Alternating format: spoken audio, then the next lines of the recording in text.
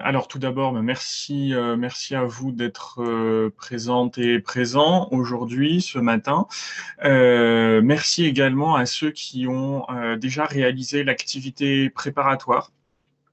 Donc une petite activité que l'on va utiliser assez rapidement ce matin, puisque comme vous l'avez compris dans le descriptif de cet atelier, je vais vous proposer dans un premier temps de prendre une posture d'élève pour vous montrer de manière très synthétique comment j'ai organisé la plupart de mes classes inversées en situation de confinement, en situation de classe à distance, de façon à ce que ensuite on puisse ensemble faire un petit regard analytique sur cette séance et essayer de comprendre dans quelle mesure les classes inversées ont pu dans certaines mesures, apporter une forme de réponse aux enjeux et aux défis qui ont été posés par cette situation de classe à distance.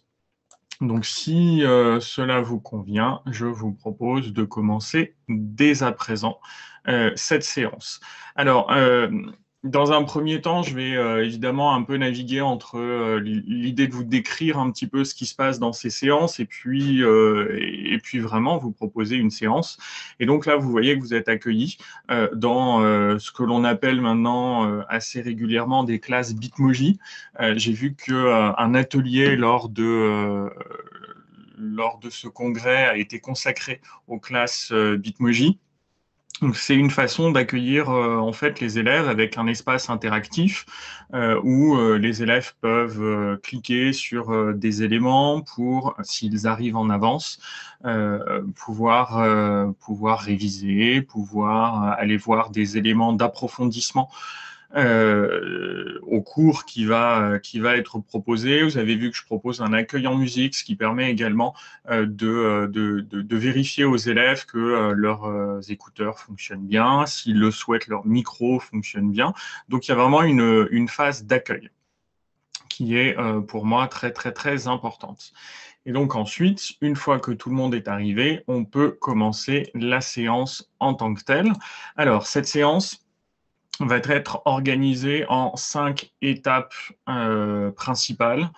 Tout d'abord, je vais vous proposer un travail en équipe autour d'un document. Alors, vous allez travailler sur des documents différents en fonction de vos équipes, mais l'objectif va être de mettre en application les connaissances que vous avez acquises avec l'activité préparatoire sur le développement durable.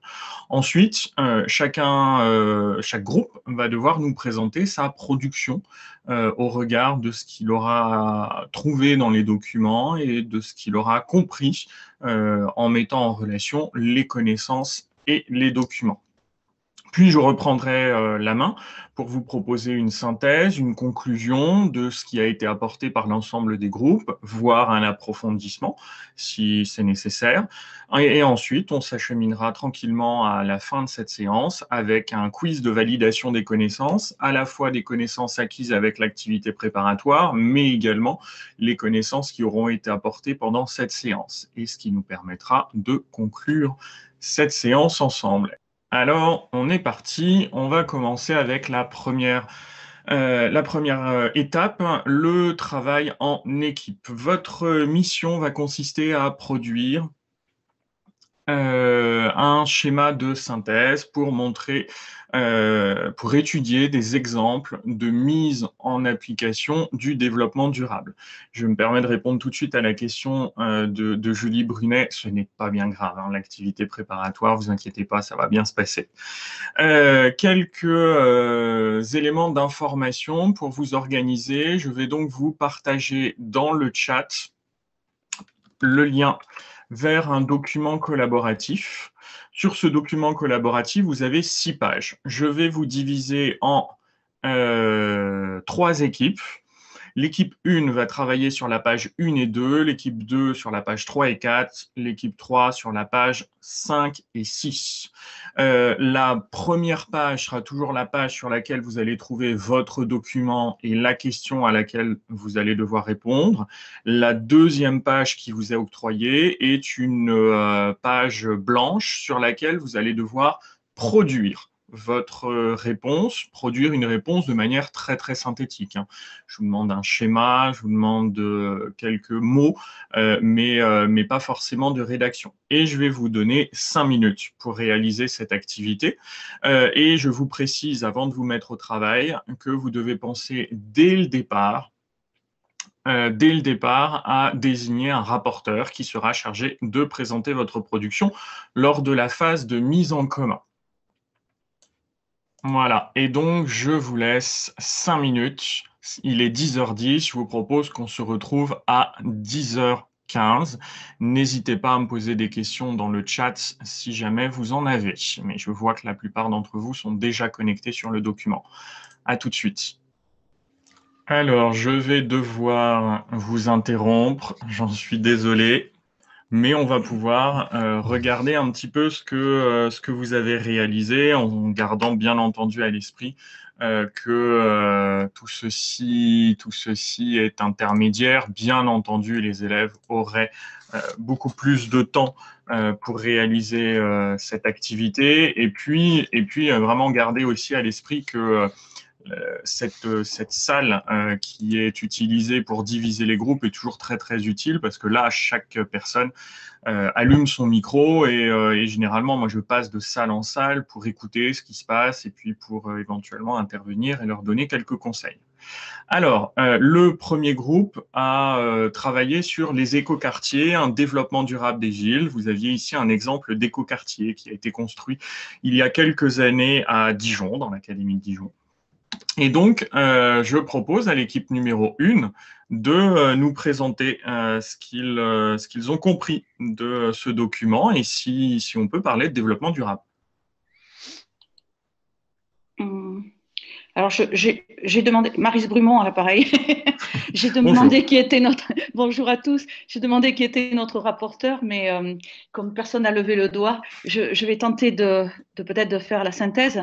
Si la question était est-ce que c'est bien un exemple de développement durable, je crois qu'on a la globalité justement d'un exemple de développement durable avec tous les trois aspects, l'environnemental, l'économique et le social, et puis toutes ces recherches concrètes de proximité que les collègues ont bien détaillées, le côté piétonnier avec les parkings en sous-sol, donc voilà, les bureaux à zéro énergie, la végétation évidemment qui prend le pas sur le béton, l'endroit aménagé avec des objectifs d'autosuffisance, l'espace qui regroupe pour toutes les activités qui limitent les déplacements et les transports, et puis des espaces qui sont aussi en dehors du travail, des espaces de vie, des espaces de sortie, etc. J'espère ne pas avoir trahi la parole de mes collègues. Ok, merci beaucoup. Si jamais un des collègues se sent trahi, n'hésitez pas à prendre la parole. Absolument. Mais donc, pour moi, la réponse là est parfaite. Parce que vous pensez bien tout de suite à revenir à la définition de développement durable en expliquant que ce développement durable repose sur 3 piliers, environnemental, économique et social. Et à chaque fois, vous essayez de montrer un des exemples de mise en application de l'un de ces piliers. D'où, j'ai l'impression, cette organisation en 3 colonnes où on essaie un petit peu d'organiser les choses. Alors, bien entendu, j'imagine que si vous aviez plus de temps, vous auriez pu affiner un petit peu cette présentation. Mais on voit bien que là, vous avez réussi à comprendre la logique et que si on revient sur le document de départ, on a bien ici effectivement des aménagements qui relèvent du domaine environnemental, du domaine social, du domaine économique. On veut s'assurer à la fois qu'il y a des activités économiques et donc on installe des bureaux, on met de la végétation d'un point de vue environnemental et ensuite d'un point de vue social, alors c'est pas un des exemples que vous notez le plus. Est-ce que vous pourriez éventuellement nous donner un des éléments que vous metteriez dans la catégorie sociale?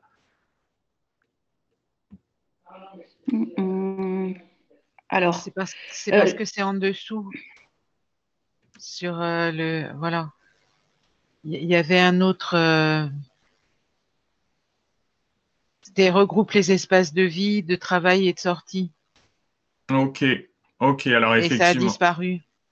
Ah, impeccable. Donc effectivement, le fait de regrouper des espaces de vie et de s'assurer qu'on a une communication qui va se faire entre les habitants et quel que soit leur statut social, peut venir illustrer le domaine social. Merci beaucoup. Je vous propose de passer à l'équipe numéro 2, s'il vous plaît. L'équipe numéro 2 qui a travaillé donc sur les transports durables pour essayer de répondre à cette question. Un transport durable est-il possible? On vous écoute. Alors, est-ce qu'un rapporteur veut bien... Je veux bien prendre la parole alors. Super, merci. Julie Brunet. Ici, on est devant une communication quand même commerciale du groupe SNCF lui-même, donc il a tout intérêt à se présenter comme étant un transport durable. Mais en tout cas, c'est présenté effectivement comme un transport en commun de basse consommation carbone, avec des réponses pour l'avenir aux inquiétudes et nécessités actuelles concernant le réchauffement climatique, avec notamment des engagements à réduire les émissions de gaz à effet de serre. Et au-delà des transports, en fait, parce que ça ne répond pas qu'à ça, ça parle aussi de tout ce qui est construction de bâtiments passifs, avec la construction de panneaux solaires, j'ai oublié. Voilà. Bon, c'est à peu près tout ce que j'en ai retenu. Et une collègue avait insisté sur le terme d'éco-conception, l'amélioration des taux de remplissage des trains, l'amélioration de l'efficacité énergétique et l'amélioration du matériel de transport. Un ou une autre collègue ajoute qu'ils envisagent donc une meilleure offre d'emploi, une meilleure offre de services et que c'est, comme je l'ai dit plus tôt, un transport bas carbone. Okay. C'est pas très très clair, mais bon, c'est les idées qui en sont ressorties.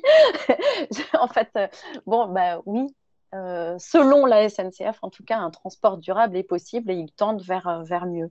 D'accord. Et selon vous? Voilà. Selon moi, ouais. Je pense que c'est possible, surtout en termes de transport. On peut qualifier de collectif, parce que c'est pas vraiment un transport en commun non plus, mais en essayant effectivement avec de meilleurs matériaux, un meilleur taux de remplissage, tendre vers une meilleure efficacité et le respect de l'environnement. Après, je suis un peu dubitative quand je vois que sur le site de la SNCF, on nous parle d'éco-conception de bâtiments. J'ai appris que la SNCF faisait de l'immobilier aussi. Alors c'est très personnel, mais encore une fois, les entreprises comme SNCF, que je ne savais pas faire de l'immobilier, ont tout intérêt, en tout cas, à innover du côté des enjeux climatiques et environnementaux de notre époque. Ok, merci beaucoup. Alors effectivement, ici, vous avez saisi une limite sur laquelle on va devoir revenir. Votre organisation est intéressante sur ce qui existe déjà, ce qui va être fait, et finalement, vous avez là choisi de ne pas prendre l'organisation qui avait été adoptée par le groupe précédent, tout simplement parce qu'en fait, ça n'est pas possible.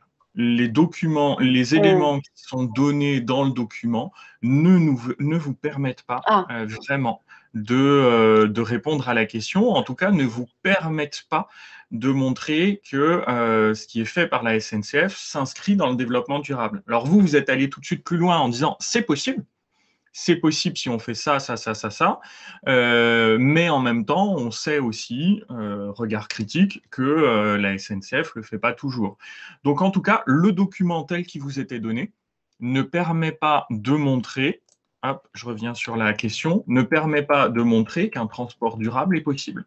Par contre, C'est possible si jamais on va un petit peu plus loin dans le développement de certaines choses. Donc, merci beaucoup, le groupe 2, et je vous propose donc de passer désormais au groupe numéro 3, la taxe carbone, une fiscalité durable. Qui se lance pour le groupe 3, s'il vous plaît? Alors voilà, pour ce document, donc on parle de la fiscalité du prix du carbone. Mhm. Et donc là, je vois des personnes qui sont connectées sur la dernière diapositive. Donc, tout ce qu'on dit, tout ce qu'on parle ici, la seule fois où on parle vraiment de développement durable, c'est la réduction de pluie acide par rapport à l'émission de gaz carbonique. Mais là, il s'agit d'un document où on négocie le prix de tonnes enfin, on ne négocie pas, mais on le pose par rapport à la France et quel est le prix le plus élevé par rapport à la tonne de carbone, quoi. Et donc voilà, je ne vois absolument pas, à part l'idée que Bruxelles, elle s'est inspirée de marché du dioxyde de soufre pour pouvoir réduire un petit peu ce polluant qui est responsable des pluies acides. D'accord. Voilà. Donc, si je comprends bien la conclusion de votre message, c'est que finalement, ce document ne nous permet pas de montrer que la taxe carbone est une fiscalité durable. Non, absolument pas. Ok, Enfin, fiscalité durable, bon, je sais pas. Non, parce que j'ai pas compris ça. d'accord. Alors, et en fait, alors c'est le document le plus difficile, hein, j'en suis désolé pour vous. Oui, je me suis retrouvée seule. Mais c'est pas grave, on est là, voilà, on est là pour ça. Alors, je reprends cette présentation. Effectivement, elle est centrée sur la taxe carbone. Qu'est-ce qu'une taxe carbone? Quelles sont les difficultés qui ont été rencontrées pour mettre en place cette taxe carbone? Mais en fait, si on essaie de réfléchir un petit peu aux trois aspects, encore une fois, du développement durable. D'un point de vue environnemental, c'est évident. Le but de cette taxe carbone, c'est d'essayer de pénaliser les pollueurs de façon à ce qu'ils soient conduits vers une attitude plus responsable d'un point de vue environnemental et qu'ils réduisent leurs émissions de carbone. Donc d'un point de vue environnemental, ça marche. Ensuite, d'un point de vue économique, même chose, puisqu'en fait, l'objectif est de mettre en place une taxe, la taxe carbone, qui va ensuite venir alimenter un fonds. Et ce fonds a pour objectif ensuite d'investir dans des activités économiques plus respectueuses de l'environnement. Donc, du coup, d'un point de vue économique, ça fonctionne. L'objectif n'est pas juste de faire un impôt pour un impôt. L'objectif est d'essayer de prélever un impôt qui va ensuite réorienter l'économie vers des activités plus durables. Et il y a une vraie volonté d'investissement et d'aller vers une croissance économique plus verte. D'un point de vue social, c'est un impôt. Donc, en fait, l'objectif est d'essayer de réduire les inégalités entre les entreprises, entre les individus, entre les sociétés, de façon à prélever à ceux qui en ont le plus les moyens et ceux qui sont les plus pollueurs, pour ensuite venir soutenir des activités qui débutent et qui vont être plus respectueuses de l'environnement. Donc, on peut considérer que la taxe carbone s'inscrit dans le cadre du développement durable. Alors, je vois une question dans le chat, mais ça n'explique pas bien ce qu'est la taxe carbone. Alors, effectivement, hein, là, le document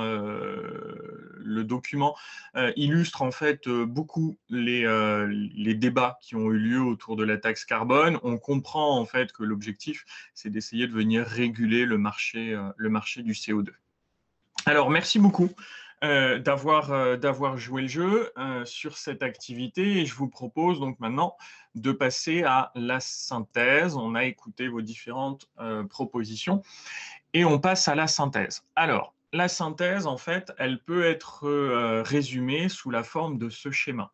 Ce schéma, c'est le schéma traditionnel du développement durable que les élèves ont vu en primaire, au collège et qu'ils revoient encore au lycée. Ils l'ont fait, ils l'ont refait encore et encore et encore. Et l'objectif, en fait, à chaque fois, est de s'assurer non seulement qu'ils soient capables de le reproduire, mais également qu'ils soient capables de le comprendre et de l'illustrer avec des exemples précis.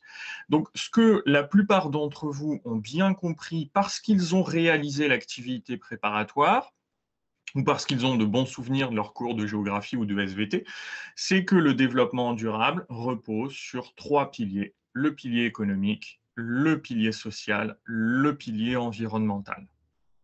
Quel est l'objectif du pilier économique? Le pilier, hop, je reviens en arrière, excusez-moi. Le pilier économique a pour objectif de s'assurer que nous continuons à aller vers un développement qui favorise la croissance économique. Le pilier environnemental repose sur la préservation de l'environnement, la limitation du gaspillage de nos énergies et de nos ressources terrestres. Le pilier social a pour objectif de réduire les inégalités entre les individus et entre les sociétés. Et pour qu'une action soit considérée comme relevant du développement durable, il faut obligatoirement que ces 3 piliers soient retenus et que ces 3 piliers aient une mise en application dans une action. Donc en fait, cette question de ceci est-il développement durable, on la pose sans cesse aux élèves. Et en fait, les élèves se rendent compte que la plupart du temps, quand on leur donne des documents, une fois sur deux, l'action ne relève pas du développement durable, elle relève du pilier environnemental uniquement. Voire pilier environnemental, pilier économique, mais on oublie toujours le pilier social où c'est très très rare en fait qu'on ait les 3 piliers qui soient réunis. Or là, l'objectif de l'activité que je vous ai proposée était finalement à chaque fois d'essayer de se reposer cette question avec un exemple précis. Et on a vu que parfois ça marche et parfois ça ne fonctionne pas. Donc, si vous devez noter des exemples, alors bien entendu, là, hein, je vous demande pas de prendre des notes, mais en fait, mes élèves, dans ces petites parties de synthèse, ils sont en train de prendre des notes, ils sont en train de reproduire ce schéma. Euh, et donc, si on notait des exemples, du point de vue environnemental, c'est le plus simple. Par exemple, si on reprend la SNCF, la SNCF répond au pilier environnemental, le train répond au pilier environnemental, parce qu'en fait, la plupart des trains fonctionnent aujourd'hui à l'énergie électrique et non plus au pétrole ou au charbon. Donc, on est sur des énergies moins émettrices de carbone, moins polluantes. Donc, on répond au pilier environnemental, d'autant plus qu'il s'agit d'un transport en commun collectif et que c'est toujours mieux de prendre ce transport en commun collectif par rapport à sa voiture individuelle. Du point de vue économique, cela répond également au développement durable. Pourquoi? Parce que la SNCF est une entreprise qui a pour vocation d'être de plus en plus rentable. Même si au départ c'est un service public, ce n'est pas sa priorité, aujourd'hui en fait l'État essaie de l'amener de plus en plus à une forme de rentabilité, voire de compétitivité dans un marché ouvert européen. Et donc, cette entreprise est de plus en plus gérée comme une entreprise qui doit générer des profits ou au moins être à l'équilibre.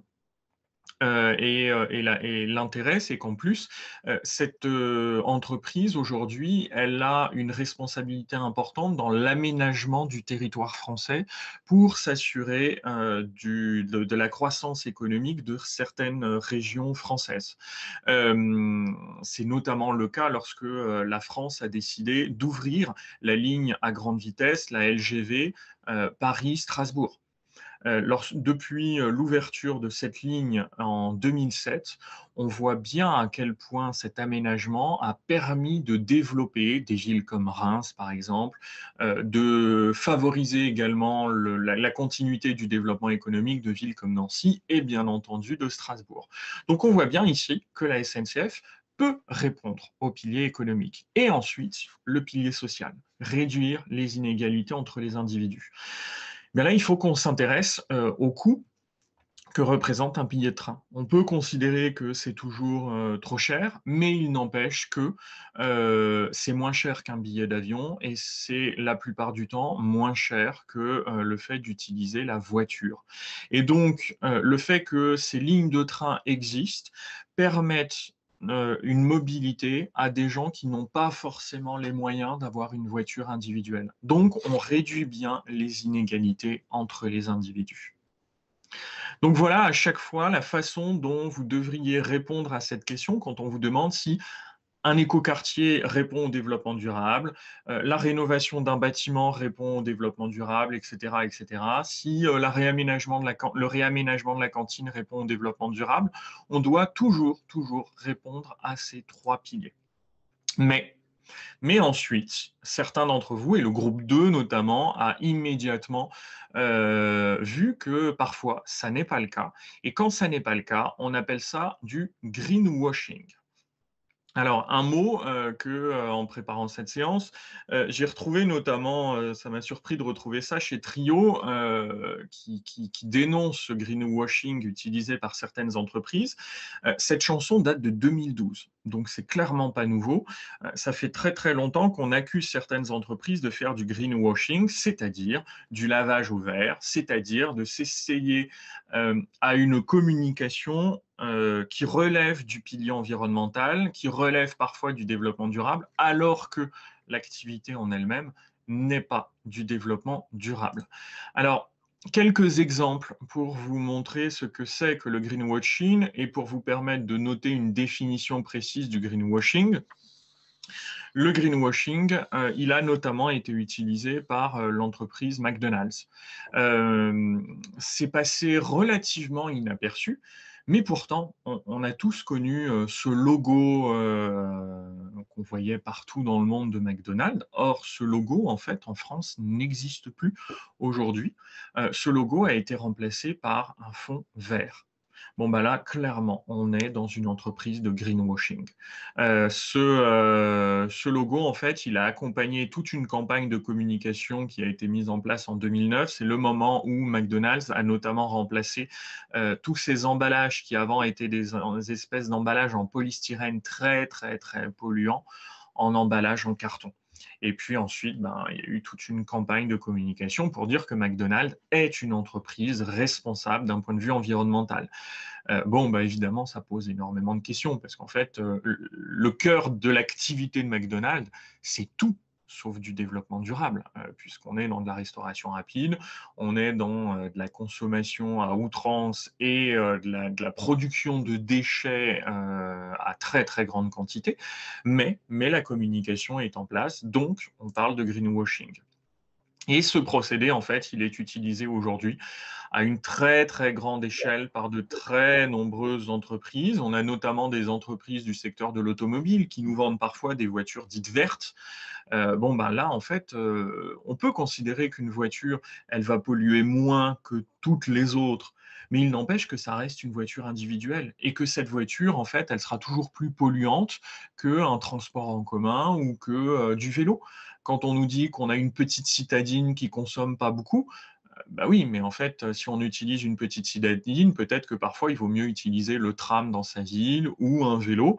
Donc, vous voyez bien là, toute l'ambiguïté de cette communication. Et on a parfois des organisations non gouvernementales qui viennent dénoncer ceci.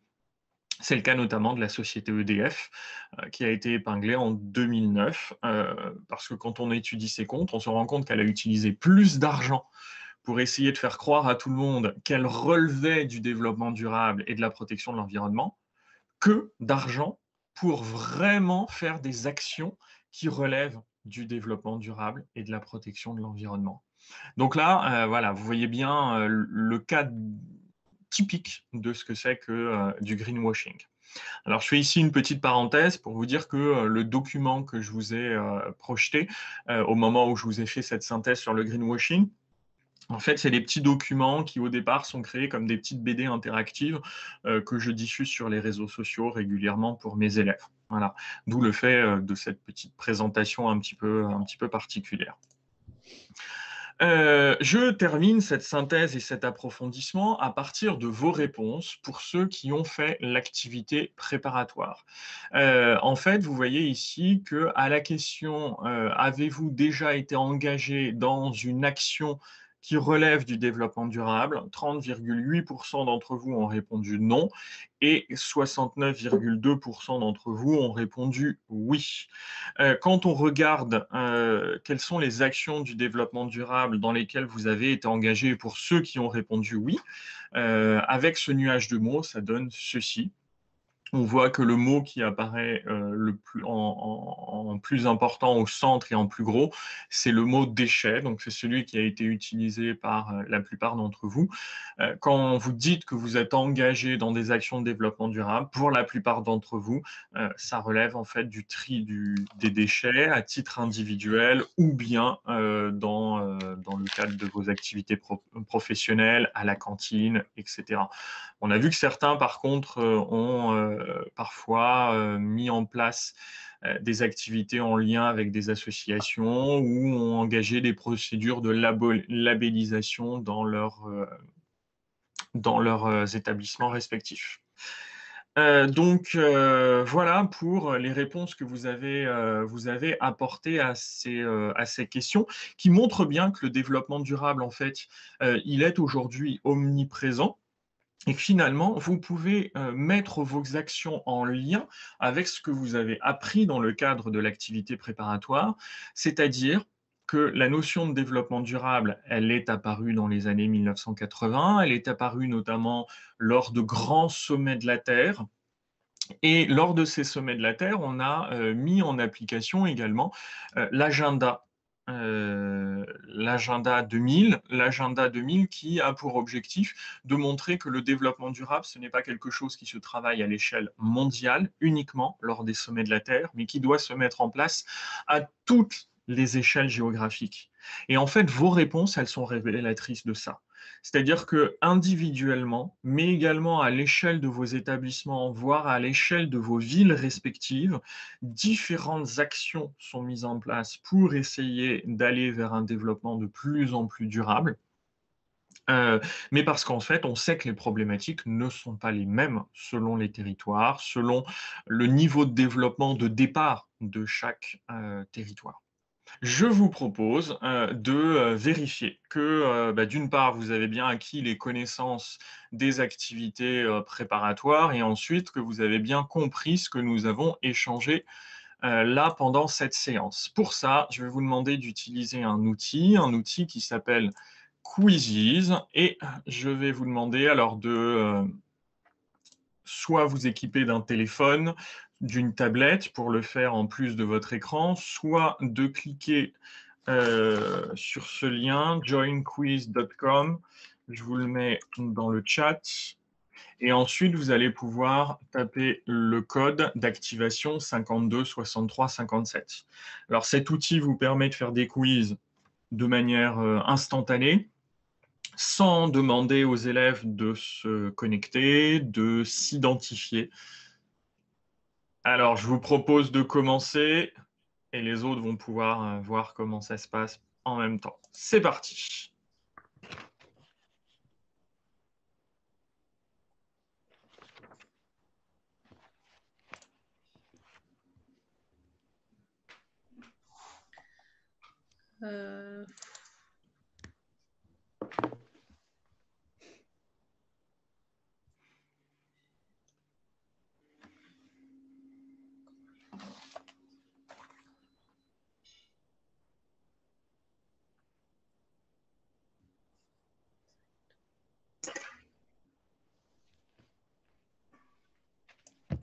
Michael, excuse-moi, mon ordi s'était déconnecté, donc j'ai tout perdu dans le chat.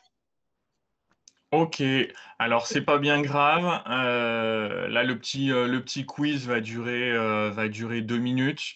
Vous pouvez regarder Okay. du coup ce qui se passe à l'écran et puis ensuite je vais vous proposer une synthèse. Merci. Je suis désolée. Pas de problème, pas de problème. C'est à nous d'avancer dans les questions ou c'est vous qui dirigez? Non, c'est à vous d'avancer dans les questions. Vous avez une petite flèche normalement en bas à droite qui vous permet de valider votre réponse. Ok.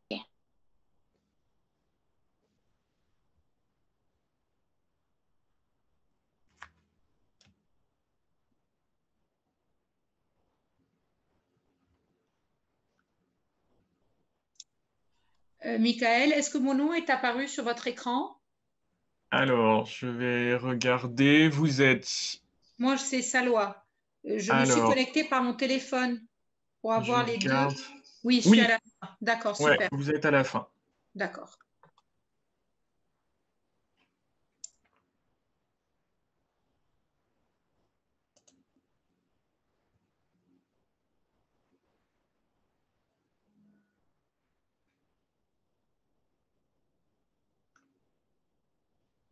Alors, vous êtes à 85% de bonnes réponses de manière collective. Donc, a priori, vous avez bien compris tout ce qu'on s'est dit.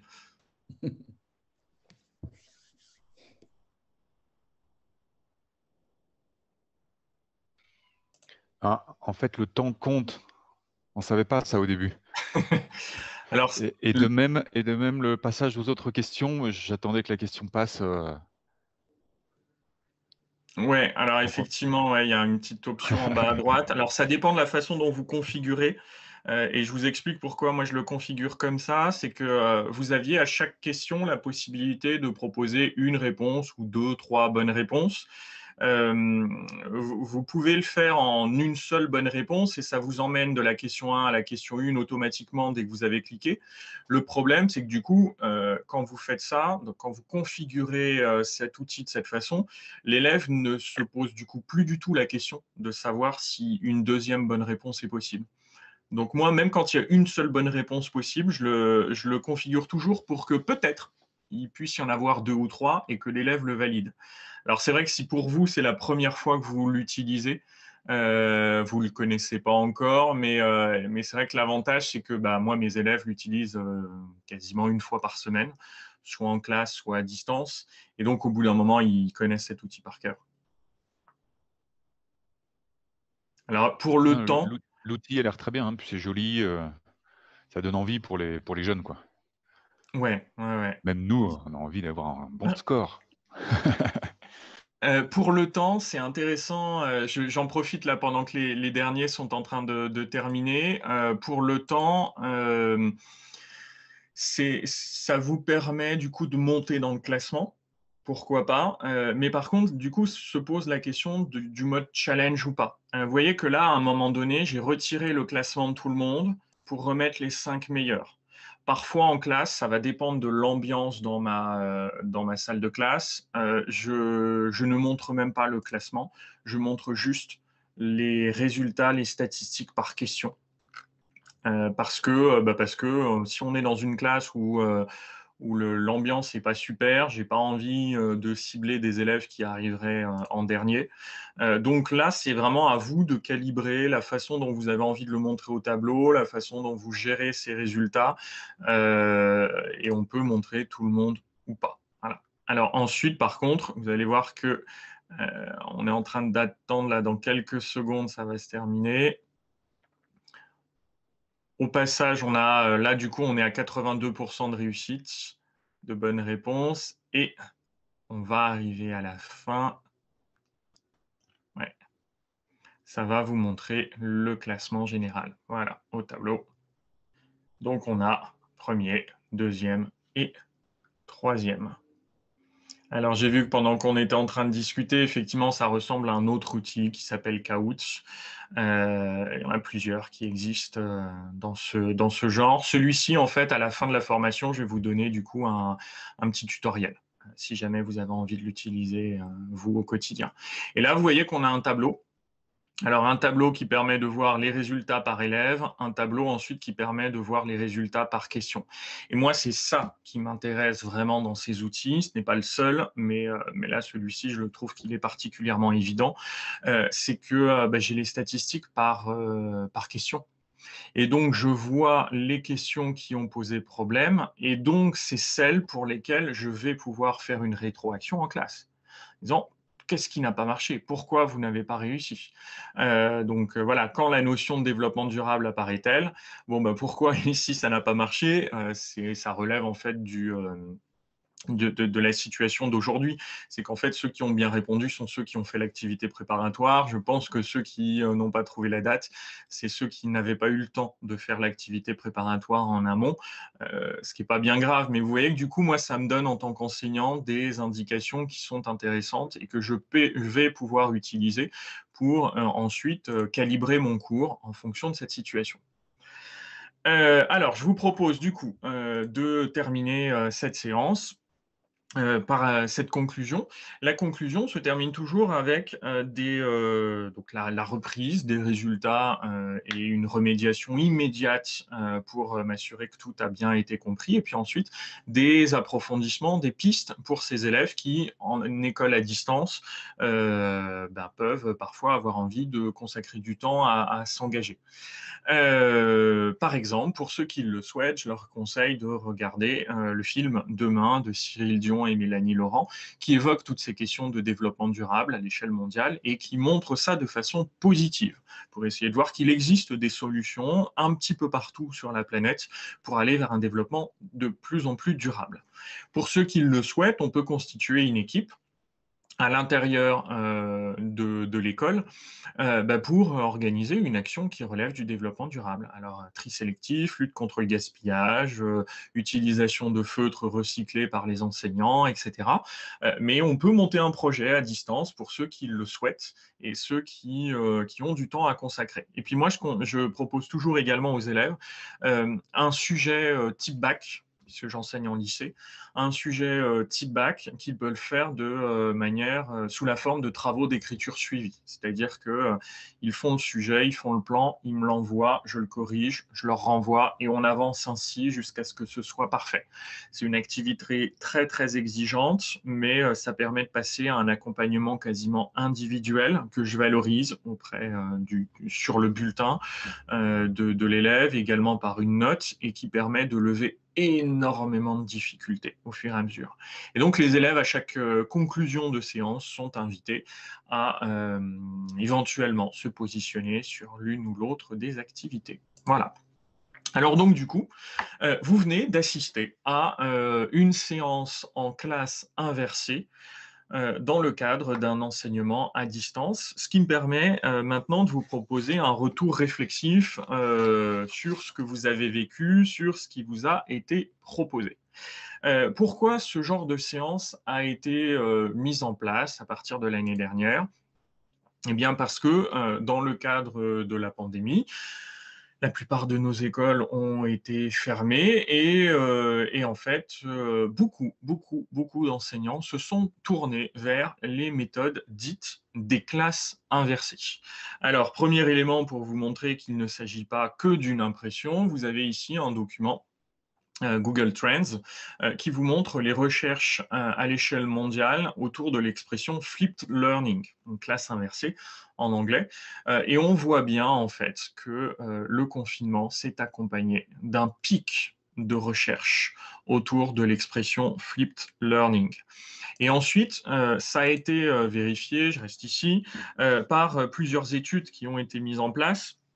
C'est notamment le cas de l'Academy of Active Learning Arts and Sciences, qui a fait une étude auprès de 67 pays et de plus de 10 000 enseignants qui ont tous répondu qu'ils se sont tournés vers des formes de classes inversées pour répondre aux défis posés par l'épidémie de Covid-19.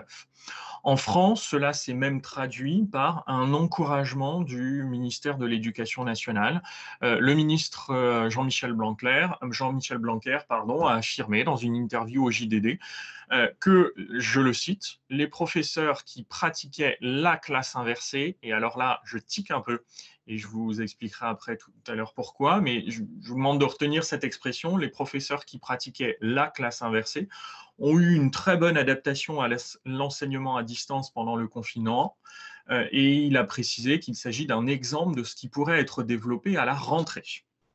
Donc, on voit bien que ce n'est pas qu'une impression. Les classes inversées ont été une modalité mobilisée pour répondre aux enjeux de la fermeture des classes. J'ai également eu l'occasion d'interroger plusieurs collègues l'année dernière. On était au mois d'octobre 2020. Dans le cadre d'une table ronde que j'ai animée pour le congrès des classes inversées, autour de classes inversées et pédagogie active en situation de confinement.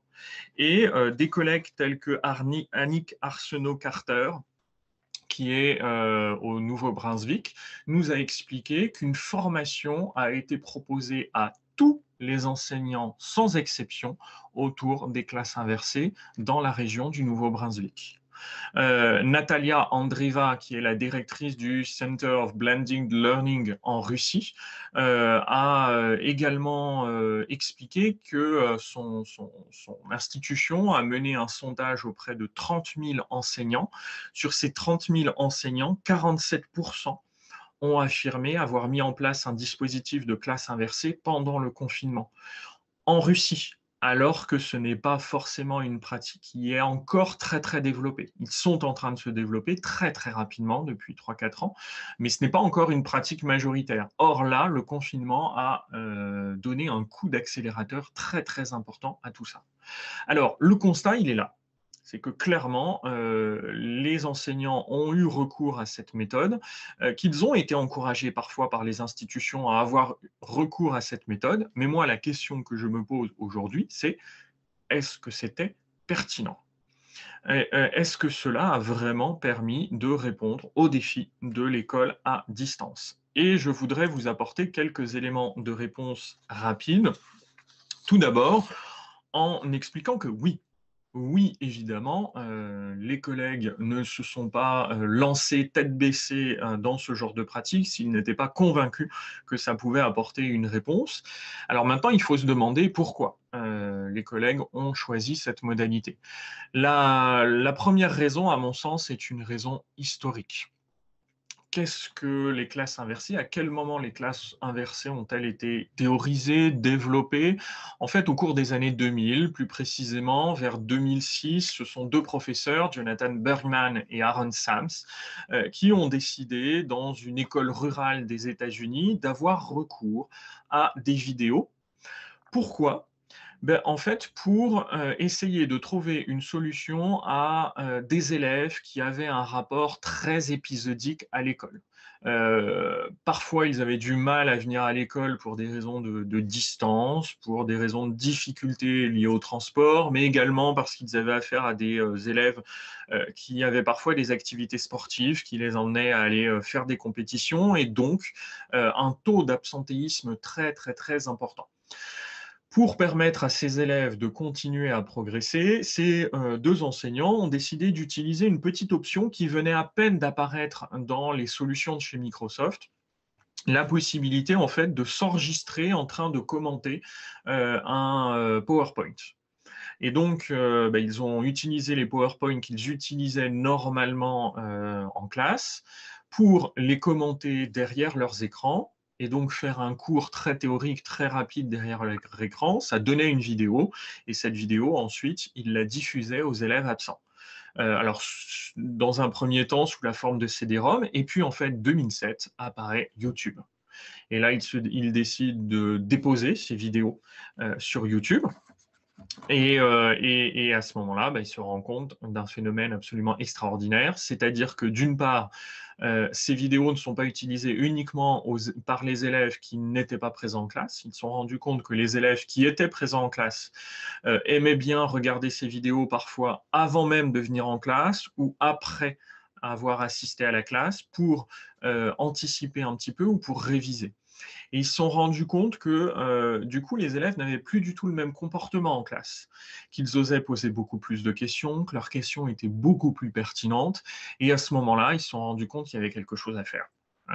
Et ils ont décidé de transformer un petit peu leur pratique pédagogique et ça a donné les réflexions autour des classes inversées. Alors, ils en ont fait plusieurs ouvrages. Vous avez celui-ci qui a été traduit en français il y a quelques années, où il vous explique un petit peu tout ce que je viens de vous synthétiser. Donc, on voit bien en fait que les classes inversées sont nées dans une situation de classe à distance. Et du coup, il n'est pas anodin qu'aujourd'hui, on fasse appel à ces classes inversées quand on est forcé de faire cours à distance. Mais ensuite, ces classes inversées sont intéressantes parce qu'elles reposent justement sur une réflexion entre présence-distance, celle que je viens d'expliquer, mais également une réflexion sur ce qu'est enseigner et apprendre. J'essaie de vous expliquer ce que j'entends par là. Voici la définition, la meilleure définition selon moi des classes inversées. Je la lis. Le dispositif de classe inversée est un processus d'adaptation progressive des pratiques pédagogiques au nouveau contexte technologique et documentaire qui transforme le rapport de nos sociétés au savoir. Alors, cette définition, selon moi, il faut la découper.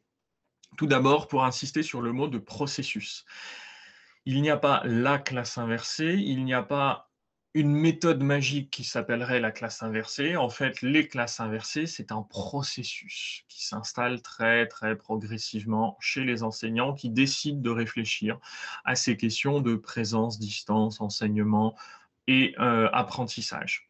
Mais en tout cas, une chose est sûre, c'est que cela est le résultat non pas au départ d'un choix, mais en fait d'une adaptation au nouveau contexte. Alors ce nouveau contexte, il vient d'où? Il vient en fait de l'apparition des téléphones portables, de l'apparition d'Internet. C'est cette évolution, moi, j'aime bien la remettre dans le contexte qui a été fixé par Michel Serres dans Petite Poussette et dans toute sa réflexion sur l'éducation. Michel Serres nous dit en fait qu'au fur et à mesure de l'histoire de l'humanité, il y a eu plusieurs révolutions cognitives. Au moment de l'invention du langage, de l'invention de l'écriture, de l'invention du livre, et enfin, Michel Serres considère que l'invention d'Internet et l'invention des terminaux mobiles constituent une révolution cognitive. C'est-à-dire que notre rapport au savoir évolue, et nos élèves, en fait, nous le disent très concrètement quand ils nous posent cette fameuse question, à quoi ça sert ? Alors, en tant qu'enseignant, on a tous eu cette question, à quoi ça sert? Pour les plus âgés d'entre nous, en fait, cette question, dans les années 90, elle voulait dire quoi? Les élèves, en fait, nous disaient souvent, alors moi je suis professeur d'histoire-géographie, à quoi ça sert? Monsieur, en fait, je sais que je veux être infirmier ou infirmière, à quoi ça me sert d'étudier la Révolution française? Et là, s'engage un débat ou pas. Mais en tout cas, souvent, on voyait que la question, elle était très concrète. J'ai un projet, j'ai un métier, et je ne vois pas le rapport entre ce temps qu'on consacre en classe à cette question et ce à quoi ça va me servir concrètement dans mon projet professionnel. Or, depuis les années 2000-2010, selon moi, cette question n'a plus du tout le même sens. Quand les élèves nous disent à quoi ça sert, quand on leur répond la question, mais qu'est-ce que tu entends par là? Ils nous disent la plupart du temps, mais la Révolution française, là, pourquoi pas? Mais en fait, le jour où j'aurai une question sur la Révolution française, je sors mon téléphone portable, je tape Révolution française dans un moteur de recherche, et là, je vais trouver des livres, je vais trouver des documents, je vais trouver des vidéos qui seront encore bien plus développées que ce que vous allez nous proposer aujourd'hui. Et donc, en fait, à quoi ça sert d'étudier la Révolution française aujourd'hui, en avril 2021, alors que ce qui m'intéresse aujourd'hui, en avril 2021, c'est, par exemple, ce qui se passe en Iran. Et donc, la Révolution française, on pourra s'en occuper plus tard. Et vous voyez que c'est un autre rapport au savoir. C'est-à-dire que ces élèves ont grandi dans un contexte où ils savent que la connaissance est autour d'eux. Et du coup, ça doit nous poser question à nous, enseignants, parce qu'on ne peut plus enseigner de la même façon. L'école n'a plus forcément la même utilité. Alors, je ne suis pas en train de dire qu'il faut mettre à la poubelle tous les programmes et qu'il faut simplement venir répondre aux questions des élèves en classe. Mais en tout cas, il faut prendre en considération ce nouveau rapport que nos élèves ont au savoir et au contexte technologique. Alors, la réponse qui est proposée par les enseignants qui fonctionnent en classe inversée, c'est de transformer la façon dont ils font cours. En fait, pendant très longtemps, de manière synthétique, on a considéré que faire classe, faire cours, c'était aller à l'école et donc se donner rendez-vous à une heure de la semaine en présence dans une salle de classe pour transmettre un savoir qui était consigné dans des cahiers, dans des classeurs, et ensuite, on utilise ce savoir pour apprendre. Et là, on n'apprend pas quelque chose à quelqu'un, ce sont les élèves qui apprennent eux-mêmes en faisant des exercices, en complétant des activités. Et très souvent, cela se faisait ensuite à distance. On leur demandait de partir avec ce cours et d'apprendre ce cours à distance.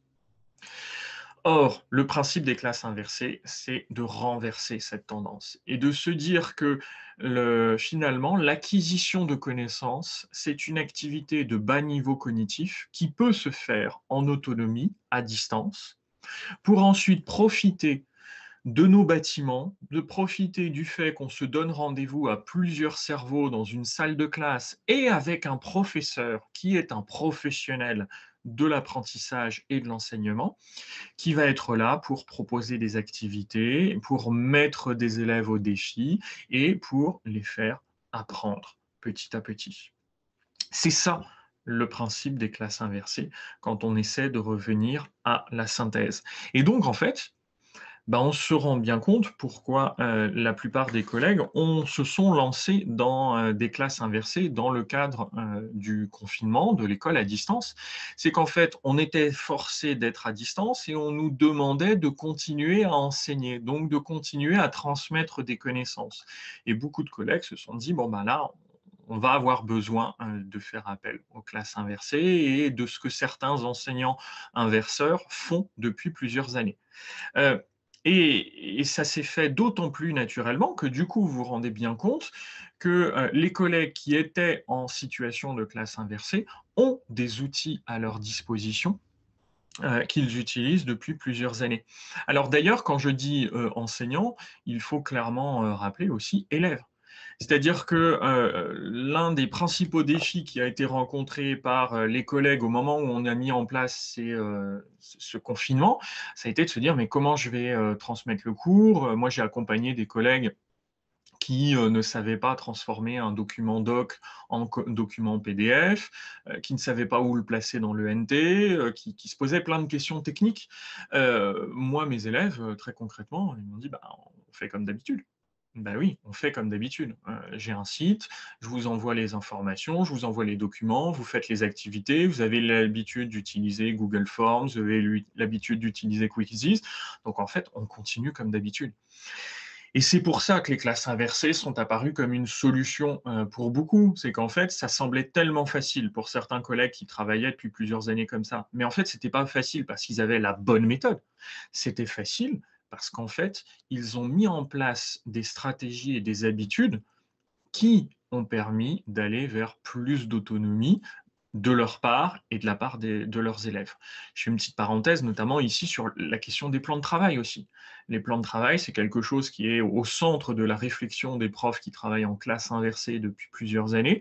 Ils sont mis en place par de nombreux enseignants dans de nombreuses disciplines. Et en fait, au moment où on est rentré dans le confinement, plusieurs collègues ont envoyé des plans de travail à leurs élèves en leur disant, voilà, vous avez ça à faire pour la prochaine semaine. Vous avez le choix entre plusieurs activités. Et ça s'est fait tout seul. Donc voilà, à mon sens, ce que les classes inversées ont pu apporter en situation d'enseignement à distance. Néanmoins, je voudrais quand même rappeler que les classes inversées ne sont pas la solution automatique à l'enseignement à distance. Alors, c'est très, très compliqué à trouver parce que dans tous les livres, dans tous les articles que j'ai pu consulter pour préparer cet atelier, on a plutôt tendance à nous dire ce qui a bien fonctionné et puis un petit peu moins ce qui a moins bien fonctionné. Or, on est plusieurs collègues à travailler en situation de classe inversée depuis 5 ans, depuis 10 ans, à avoir par contre été très frustrés, malgré tout, par cette situation d'enseignement à distance. Pourquoi? Parce qu'en fait, quand je vous expliquais ce qu'est la classe inversée, la méthode de classe inversée, j'ai essayé de vous faire comprendre en fait que ce qui, moi, m'intéressait, c'est quand même le moment où on revient en classe. Mais parce que ce qui est intéressant, c'est de savoir que les élèves ont acquis des connaissances et qu'ensuite on fait des choses ensemble avec ces connaissances. Et du coup, moi, je reste très, très circonspect face à la remarque de Jean-Michel Blanquer qui nous dit la classe inversée. Pourquoi? Ben parce qu'en fait, il n'y a pas la classe inversée, il y a des classes inversées. Alors encore une fois, ici, je vous donne un document qui est issu des travaux de Marcel Lebrun, c'est le spécialiste francophone des classes inversées. Et Marcel Lebrun nous explique qu'il n'y a pas une classe inversée, mais 3 types de classes inversées, le type 1, le type 2, le type 3. Le type 1, c'est quand l'élève prend connaissance de la matière qui lui est apportée par l'enseignant pour ensuite revenir en classe et faire quelque chose de ses connaissances. Ça, c'est le type 1. Le type 2, c'est quand l'enseignant envoie ses élèves à la recherche d'informations et qu'ensuite, ces élèves reviennent en classe pour présenter le résultat de leur recherche et échanger ensemble. Le type 3, c'est un mouvement un petit peu plus complexe où les élèves vont faire des travaux de recherche, ils exposent leurs résultats, puis ils travaillent en équipe pour produire de la synthèse sous forme de texte, sous forme vidéo, qui ensuite sont éventuellement proposés à l'ensemble de la classe. Bref, les classes inversées au pluriel nous invitent à avoir un rapport complexe sur l'enseignement, l'apprentissage, la présence, le distanciel. Or, ce qu'on a vu se mettre en place pendant la situation d'enseignement à distance, ce n'est que de la classe inversée de type 1. Et donc, ça, c'est pour moi la première limite qu'il faut garder à l'esprit et que tous les enseignants, y compris inverseurs, ont gardé à l'esprit. C'est-à-dire que moi, je n'ai pas travaillé de la même façon, malgré tout, pendant cet enseignement à distance. J'ai eu l'impression parfois de régresser un petit peu d'un type 2 ou d'un type 3 vers le type 1, parce que en autonomie, je n'ai pu demander à mes élèves que d'aller consulter des éléments que je mettais à leur disposition pour accumuler de la connaissance, mais que ensuite, les situations de mise en commun, elles pouvaient être forcément que très très limitées. Et c'est ce que je vous ai proposé là aujourd'hui, c'est-à-dire analyser un document collectivement, mais ce ne sera jamais aussi efficace que ce que je pouvais proposer en classe. D'où la deuxième et dernière limite. C'est-à-dire que clairement, moi, je n'ai considéré ces classes inversées en situation de distance que comme une solution intermédiaire. Parce que dans ma pratique des classes inversées, ce qui compte, c'est quand même le moment où on revient tous ensemble en classe et où je peux mettre mes élèves au défi. Je peux parfois les confronter à certaines formes de difficultés, mais parce que justement, je sais que je ne suis pas loin et que mon objectif, ça ne va pas être de créer de la frustration, ça va vraiment être de créer une forme de challenge sans provoquer du découragement auprès de mes élèves. Donc attention sur toutes ces réflexions qui ont été menées autour des classes inversées, nous disant que c'était la grande solution. C'est une solution intermédiaire, ça ne peut rester qu'une solution intermédiaire. Alors, je termine du coup en mettant tout ça en parallèle à ce qui vous a été proposé. Je vous ai réalisé en fait un petit document de synthèse qui apparaît ici, hop, et que je vais vous coller dans le chat pour que vous puissiez aller le télécharger. C'est pour vous. Ce document de synthèse a pour objectif de vous redonner les principales étapes de ce que vous avez vécu dans cette situation de classe inversée à distance et ce qui pourrait éventuellement vous inspirer si jamais vous êtes obligé de le remettre en place aussi de votre côté. Vous avez, pour la plupart d'entre vous, fait une activité préparatoire. Quelques petits conseils sur ce qu'est une activité préparatoire et comment elle doit être pensée. Cette activité préparatoire doit toujours être en lien direct avec les activités ensuite proposées pendant la séance. Sinon, les élèves en fait vont très vite se démobiliser. il faut que vous fassiez comprendre à vos élèves que s'ils n'ont pas fait l'activité préparatoire, ils vont avoir du mal à rentrer dans les apprentissages pendant la séance à distance. Néanmoins, l'objectif est, à mon sens, de toujours donner une activité autocorrigée. Parce qu'on est à distance, parce que nos élèves doivent se réconcilier avec le droit à l'erreur et qu'ils doivent essayer de comprendre que, justement, se tromper est quelque chose d'indispensable pour apprendre. Ensuite, cette activité doit être courte, accessible sur terminaux mobiles, parce qu'on sait bien qu'aujourd'hui, la majorité de nos élèves, elles font ces travaux à distance sur un téléphone portable.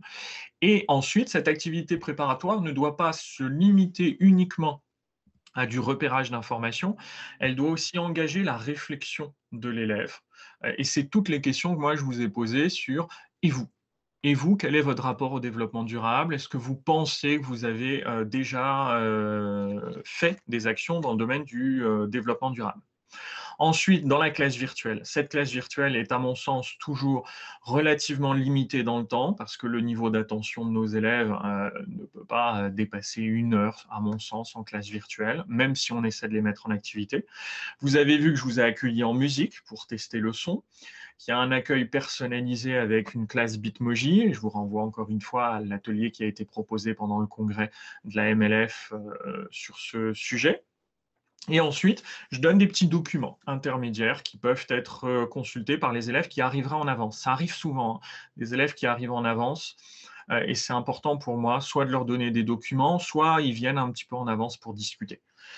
La présentation du plan de séance, là on est dans de la pédagogie de l'explicite, toujours expliquer ce qui va être fait de manière la plus précise possible.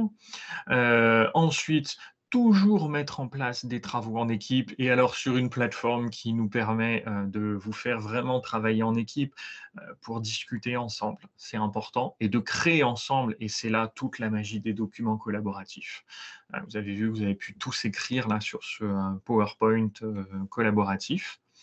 Ensuite, on propose une synthèse, un petit cours dialogué ou magistral où on rapporte des éléments d'information que les élèves doivent prendre en note, toujours essayer de les mettre en activité. Et enfin, on teste les connaissances. Toujours, toujours, toujours à la fin.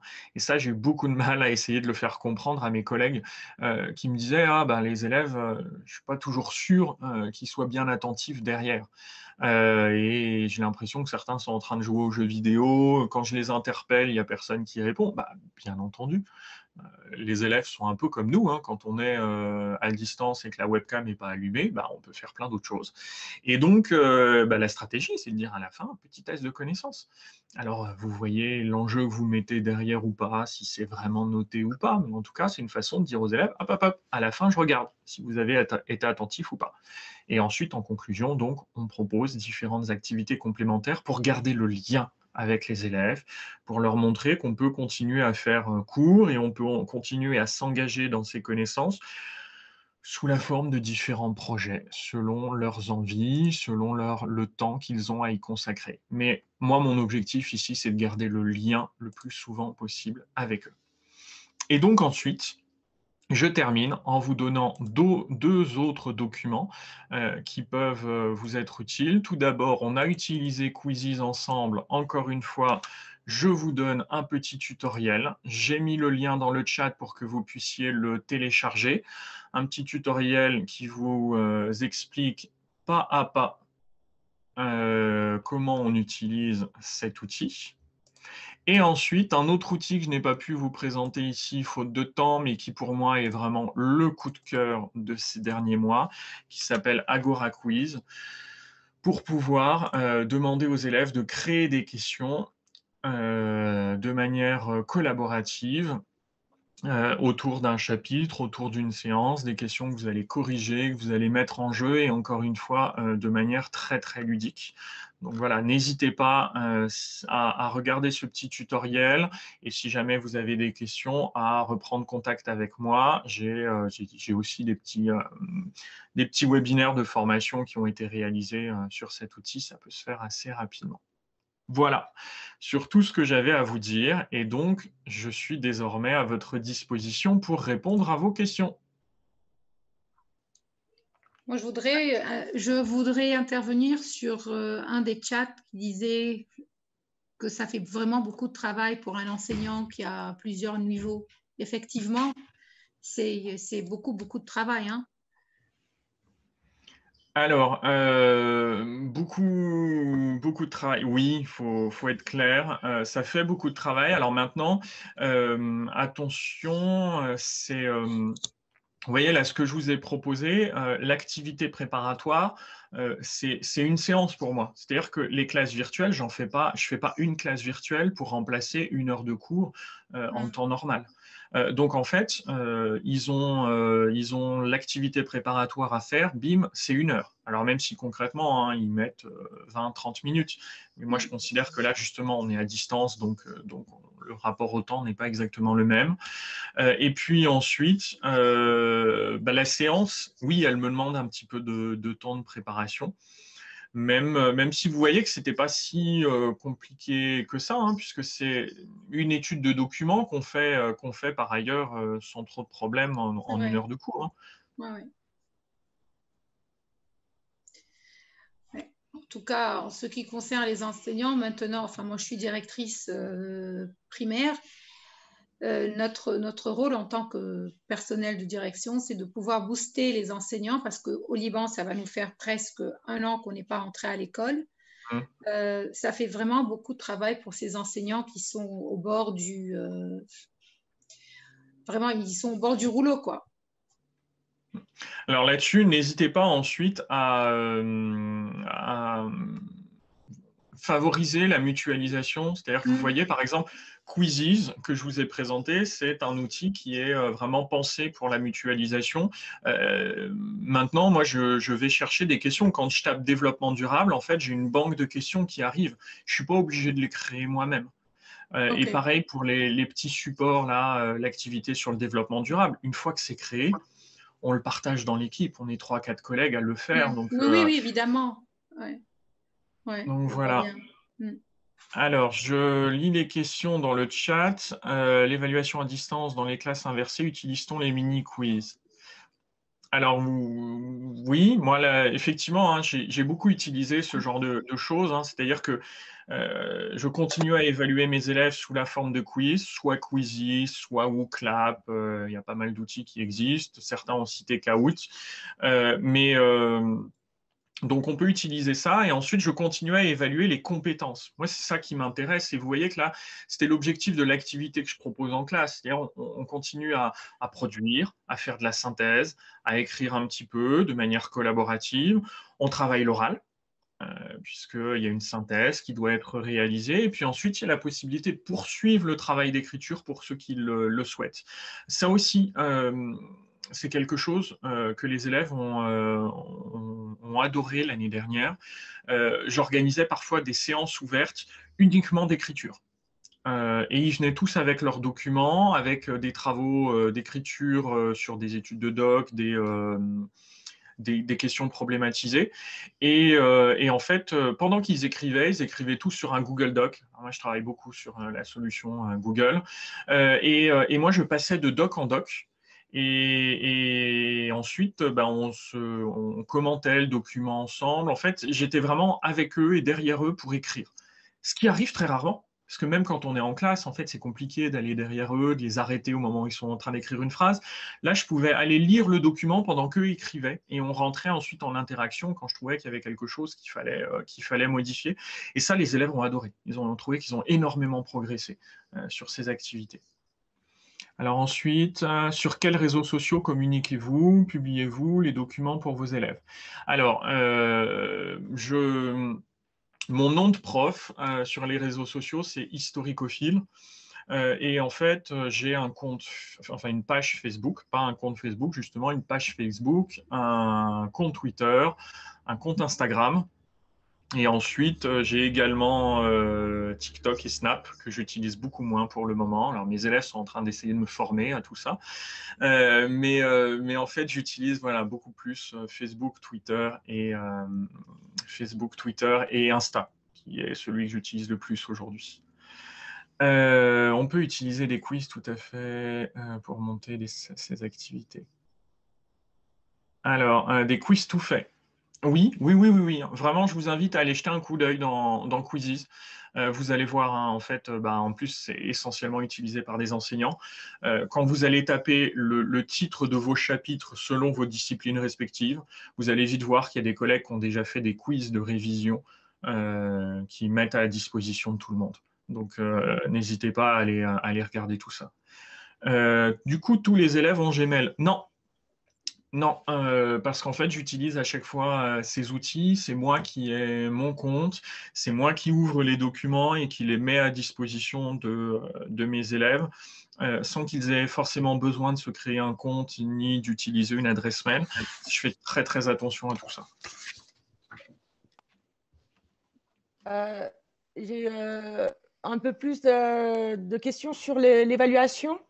Par rapport à, parce que je ne sais pas, nous on avait fait des trimestres ou des bouts de trimestres en distanciel et du coup effectivement on évalue. Finalement c'est plus du formatif, on arrive, on fait de la rémédiation et à la fin comme les notes ne sont pas prises en compte, il y a quelque chose de très démotivant pour… c'est des choix qui ont été faits par l'établissement pour les élèves ou de rester motivés. Alors finalement, ils n'ont pas des notes chiffrées.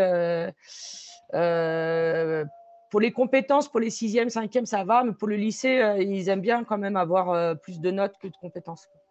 Donc, comment on fait à distance pour finalement qu'ils aient quand même aussi ce truc très scolaire auquel les élèves adhèrent d'avoir un format assez classique d'évaluation sommative. Alors, je réponds en même temps pour le compte. Je réponds en même temps pour le chat. Alors, sur la question de l'évaluation, effectivement, c'est une question super importante parce qu'effectivement, hein, tous nos élèves ont été découragés par cette idée. On sait qu'ils travaillent aussi un peu pour la note. Hein. On a trouvé avec mes élèves, je ne suis pas sûr que ce soit la bonne solution, mais on a trouvé un juste milieu avec mes élèves, c'est que je leur ai dit que on continuait les activités préparatoires. Et moi, je vous ai dit, hein, les activités préparatoires, ce sont des activités autocorrigées. Et en fait, ils ont le droit de la refaire autant de fois qu'ils le veulent jusqu'à ce qu'ils aient 10 sur 10. Et la plupart de mes élèves le font parce qu'ils ont réussi à intégrer au fur et à mesure du temps en refaisant ces épreuves, quand ils font une erreur, ils essaient de comprendre pourquoi ils ont fait une erreur et c'est comme ça qu'ils apprennent. Et donc, en fait, je leur ai dit, vous continuez à faire ces activités préparatoires, vous pouvez toujours avoir 10 sur 10. Je compterai ce 10 sur 10 à partir du moment où vous venez en classe et vous acceptez de faire un test en temps réel sur Quizzes, etc. Et donc, du coup, on maintient un espèce de juste milieu en se disant, vous n'avez que la possibilité d'avoir des bonnes notes à partir du moment où vous continuez à travailler, et moi, je continuerai à les valider, à les noter et à les rentrer dans le bulletin. Et ensuite, pour les autres activités, je suis sorti de la note pour rentrer dans une logique de score. J'ai mis en place un fichier de suivi de mes élèves où à chaque fois qu'ils faisaient quelque chose, ils s'engageaient dans une action, ils créaient eux-mêmes un quiz de révision, etc. Je rajoutais plus 10, plus 15 points. Mais là, plus sous la forme de notes, vraiment sous la forme de scores. Et après, ces scores étaient valorisés dans leur appréciation dans le bulletin scolaire. Et ça, pareil, ça fait partie des petites choses qui ont été développées dans le cadre du confinement et que je continue à réfléchir cette année. Je suis en train de développer une petite application de suivi. C'est-à-dire que mes élèves continuent à demander ça et ils continuent à me dire « Ouais, mais monsieur, si je fais ça, est-ce que vous pouvez me rajouter des points des points d'engagement ?» Et en fait, j'ai créé une petite application où à chaque fois qu'ils font quelque chose, ils voient qu'il y a une petite courbe qui monte. Et on a gardé cette logique de score. Je ne pensais pas que ça allait marcher et finalement, ils aiment bien l'idée de différencier à la fois l'évaluation de compétences, de connaissances et d'un autre côté, ce qui relève de leur engagement scolaire. Moi, j'avais posé une question sur Quizzes. Oui. J'avais demandé si les cartes sont automatiquement créées parce que quand j'ai fait le quiz, je suis allée fouiller un petit peu plus. J'ai trouvé qu'il y a des cartes de révision. C'est automatiquement créé ou C'est vous qui créez les cartes, puis vous créez les quiz ou comment?